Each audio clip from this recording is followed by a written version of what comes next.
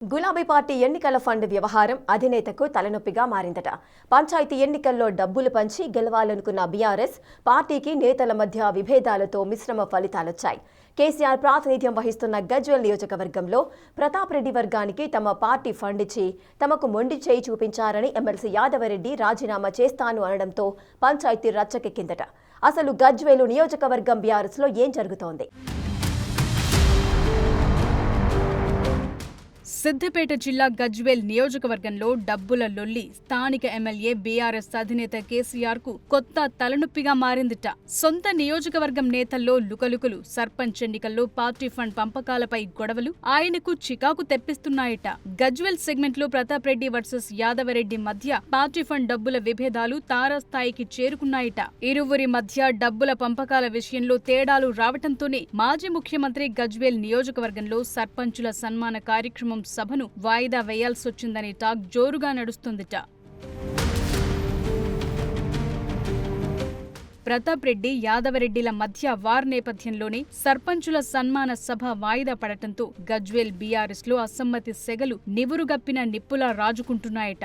ఆ క్రమంలో పార్టీలో ఉంటూ ఆగం చేస్తోన్న వారికి పగ్గాలు అప్పజెప్పిందని అధిష్టానం వైఖరిపై కొంతమంది నాయకులు ఆందోళన వ్యక్తం చేస్తున్నారట. పార్టీ కోసం పని చేస్తోన్న తనకు ప్రాధాన్యత ఇవ్వకుండా నిందలు మోపటం ఎంతవరకు సమంజసమని ఉమ్మడి మెదక్ జిల్లా ఎమ్మెల్సీ డాక్టర్ యాదవరెడ్డి ఆవేదన వ్యక్తం చేస్తున్నారట.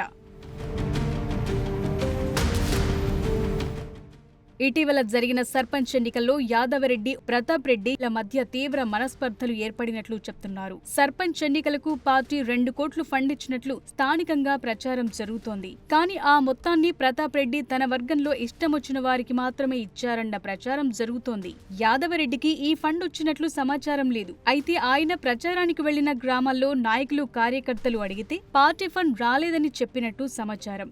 ఆ క్రమంలో ఎమ్మెల్సీకి ఈ సమాచారం లేకపోవడంతో ఆయన ప్రాధాన్యతపై రకరకాల ప్రచారాలు మొదలయ్యాయట.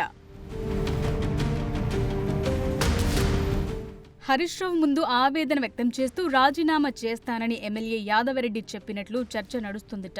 ఈ మధ్య గెలిచిన సర్పంచుల సన్మాన కార్యక్రమం నిర్వహించాలని అనుకున్నారు. అయితే దీనిపై ఎమ్మెల్సీ యాదవరెడ్డికి సమాచారం లేదు. మనస్తాపానికి గురైన ఆయన మాజీ మంత్రి హరీష్ రావు ముందు ఆవేదన వ్యక్తం చేసుకున్నట్టు సమాచారం. తాను సభకు రానని, తనకు ఎలాంటి ప్రాధాన్యత ఇవ్వటం లేదని, పార్టీ కోసం నిస్వార్థంగా పనిచేస్తోన్న తనను పక్కన పెట్టి వెన్నుపోటు పొడిచే వారికి ప్రాధాన్యత ఇస్తుండటంతో అధిష్టానం వైఖరి అర్థం కావటం లేదని ఆయన మదనపడుతున్నారట. తన సేవలు పార్టీకి అనవసరం అనుకుంటే తనను తప్పుకోమంటే రాజీనామా చేసి పక్కకు వెళతానని ఆవేదన వ్యక్తం చేశారట. హరీష్ రావు ఎంత సముదాయించినా సన్మాన సభకు రావటానికి ఆయన ససేమిరా అనటంతో అప్పటికప్పుడు సభను రద్దు చేసి వాయిదా వేశారట.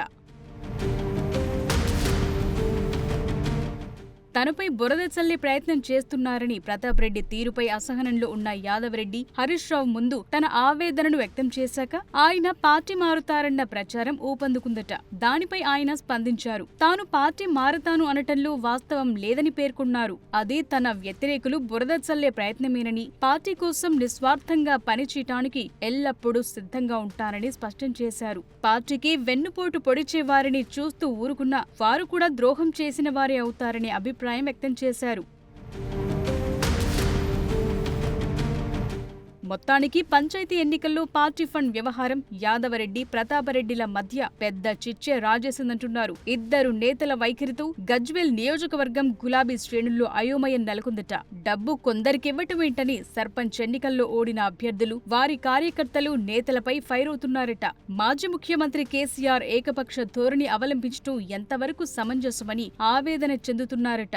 దాంతో అందరినీ పిలిపించుకుని ఫామ్ హౌస్ లో త్వరలో ఒక మీటింగ్ పెట్టుకుందామని, ఈ విషయం ఎక్కువ రచ్చ జరగకుండా కట్టడి చేయాలని మాజీ ముఖ్యమంత్రి చంద్రశేఖర్ రావు, మాజీ మంత్రి హరీష్ రావులు కార్యకర్తలతో చెప్పారట. అయినా కేసీఆర్ సొంత నియోజకవర్గం బీఆర్ఎస్ లో అగ్గి చల్లారకపోవటం గమనార్హం.